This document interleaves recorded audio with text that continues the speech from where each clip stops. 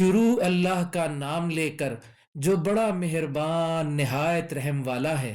اے نبی صلی اللہ علیہ وآلہ وسلم، اپنے پروردگار کا نام لے کر پڑھو جس نے تمام کائنات کو پیدا کیا، جس نے انسان کو خون کی پھٹکی سے بنایا۔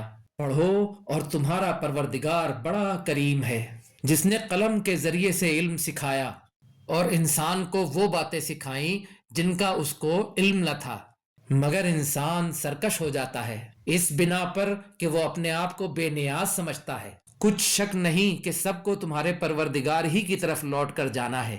کیا تم نے اس شخص کو دیکھا جو منع کرتا ہے، یعنی ایک بندے کو جب وہ نماز پڑھنے لگتا ہے؟ بھلا دیکھو تو اگر یہ راہ راست پر ہو یا پرہیزگاری کا حکم کرے تو منع کرنا کیسا؟ تو اس کا انجام کیا ہوگا؟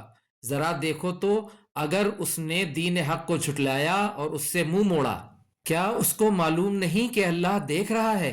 دیکھو اگر وہ باز نہ آئے گا تو ہم اس کی پیشانی کے بال پکڑ کر گھسیٹیں گے، یعنی اس جھوٹے خطا کار کی پیشانی کے بال، تو وہ اپنے یاران مجلس کو بلا لے، ہم بھی دوزخ کے فرشتوں کو بلائیں گے۔ دیکھو اس کا کہا نہ ماننا اور سجدہ کرنا اور اللہ کا قرب حاصل کرتے رہنا۔